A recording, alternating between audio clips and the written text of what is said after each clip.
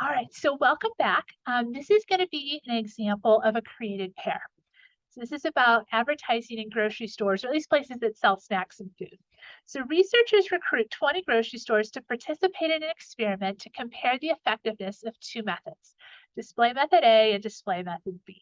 So maybe if this was soda we're comparing, maybe one of them has a light up screen and a cardboard character, and maybe this other display, they built one of those ones where they use the colors of the boxes to make some giant picture pattern.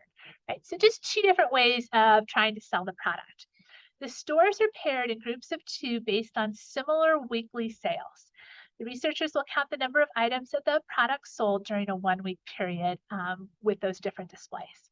So if I'm doing a created pair here, I'm actually going to talk about the larger pair. It's a little bit easier. So I think a large warehouse style store like Costco might pair really nicely with a Sam's Club, right? They're both kind of membership based, they're kind of more wholesale, so kind of similar flavor. A lot of people have memberships at both.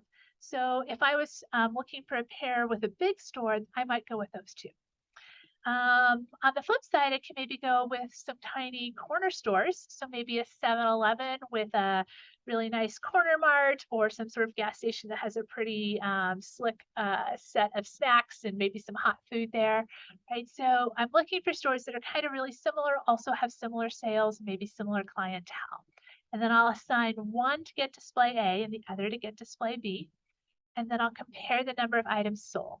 And so these are really interesting experiments to run because it might be that smaller stores display A is better and bigger stores display B is better for a number of different reasons. Or it could be that one type of display is best for all the stores, right? But if you are in marketing and business, you want to make sure that you're picking what's going to work best for the store that you're trying to get into. So this is a created pair. The next one is going to be a before and after. So this is about cholesterol medication. Researchers are interested in the effects of Lipitor on LDL cholesterol. 12 people had their LDL cholesterol measured at the start of the experiment, and then 12 weeks later after they took Lipitor each day. So you'll notice this design starts with 12 people and you're going to measure their cholesterol, and then it's going to have lines coming out. So person one, person two, person three, person four, all the way down to person 12. And so that's what those dots are in the middle there, just to make this a lot more manageable to draw. So person one, we measure their cholesterol, we give them Lipitor for 12 weeks, and then we look at the difference. So we'll measure it afterwards. And then we're going to look and see, did it work for everybody in the experiment? Where there's some people that didn't really have a noticeable change in their cholesterol. And so then we can start to refine these experiments and create some maybe block design to do a follow-up or replicate this to see if we can get better results. Okay. So I do want to note one thing. You notice that I haven't had you draw any of these, and they're all included in your notes.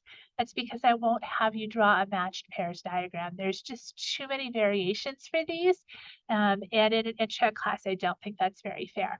But I do want you to see them and understand what they are. You'll have some questions about, can you identify matched pairs? But we are going to do those statistical tests at the end of the semester, and matched pairs is one of those. So you will see this idea come back again.